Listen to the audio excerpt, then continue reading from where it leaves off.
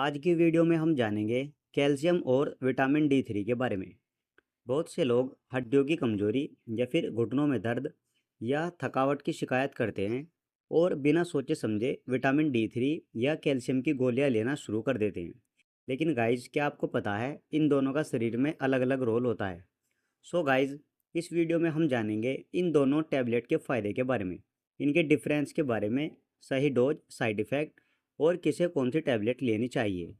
ये सारी इन्फॉर्मेशन आज हम इस वीडियो में बहुत ही अच्छे से जानने वाले हैं। तो चलिए बिना किसी देरी के आज का टॉपिक शुरू कर लेते हैं। सबसे पहले हम जानेंगे कैल्शियम क्या करता है, इसका हमारे शरीर को क्या फ़ायदा होता है। तो देखिए, कैल्शियम हमारे शरीर की हड्डियों और दांतों की मजबूती के लिए ज़रूरी है। ये मांसपेशियों की एक्शन और नर्व फंक्शन में भी काम करता है। शरीर में 99% कैल्शियम हड्डियों में होता है। इसके सिम्टम्स की बात करें तो हड्डियों में दर्द होना या फिर मांसपेशियों में खिंचाव आना, दांतों की कमजोरी, ओस्टियोपोरोसिस। ओस्टियोपोरोसिस एक हड्डियों की ऐसी बीमारी है जिसमें हड्डियां धीरे धीरे कमज़ोर और भुरभुरी हो जाती है। इसका मतलब है कि जरा सी चोट या फिर गिरने से हड्डियां टूट सकती है, खासकर रीढ़ की हड्डी या हिप, कलाई। इस तरह से हड्डियां टूट जाती है। हड्डियां टूट जाती है या बहुत कमज़ोर पड़ जाती है। इसमें डॉक्टर द्वारा कैल्शियम की टैबलेट दी जाती है, जैसे सेलकाल टैबलेट। कैल्शियम की ये बहुत इफ़ेक्टिव और फेमस टैबलेट है। इस टैबलेट का बहुत अच्छा रिस्पॉन्स देखने को मिलता है। अब हम जानेंगे विटामिन डी3 के बारे में। विटामिन डी3 क्यों ज़रूरी होता है। विटामिन डी3 शरीर में कैल्शियम को एब्जॉर्ब करने में मदद करता है।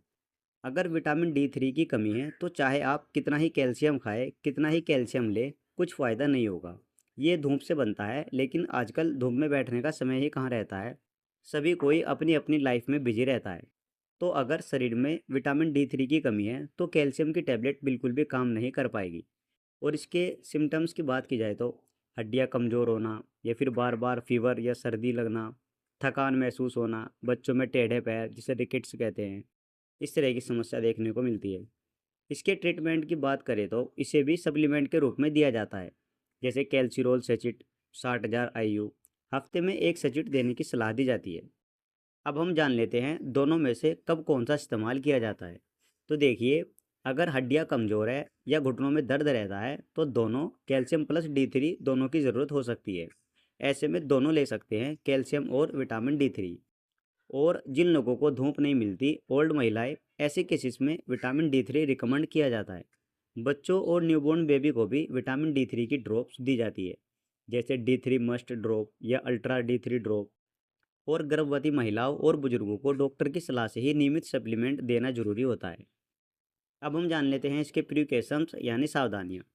कैल्शियम और विटामिन डी3 खाना खाने के बाद ले ताकि सही तरीके से एब्जॉर्ब हो सके।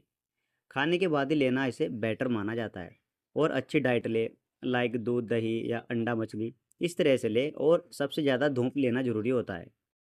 और सेल काल की बात की जाए तो आमतौर पर 500 से 1000 mg पर डे दी जाती है। एक बार में 500 mg से ज़्यादा एडजॉर्ब नहीं होता, इसलिए सुबह शाम देना चाहिए। और अधिकतर मामलों में सेल काल एक टैबलेट लेने की सलाह दी जाती है। और विटामिन डी3 की डोज कैल्सिरोल सेचिट 6 से 8 हफ्तों तक दिया जाता है। और मेंटेनेंस के लिए महीने में एक बार 60,000 IU काफ़ी है। इसके कॉमन साइड इफ़ेक्ट की बात की जाए तो ज़्यादा कैल्शियम से पेट में गैस, कब्ज़ और स्टोन का खतरा हो सकता है। और ज़्यादा विटामिन डी3 से हाइपर कैल्सीमिया, जिससे उल्टी, कमजोरी, ज़्यादा यूरिन आना और किडनी पर भी असर पड़ सकता है। तो इसमें ध्यान रखने वाली बात यह है, खुद से कोई भी दवा शुरू ना करें। डॉक्टरों द्वारा ही इन दवाइयों को दिया जाता है। सो गाइस, अगर आपको ये वीडियो पसंद आया हो तो वीडियो को लाइक करें, शेयर करें। अगली जानकारी के साथ फिर मिलते हैं आपसे, तब तक के लिए धन्यवाद।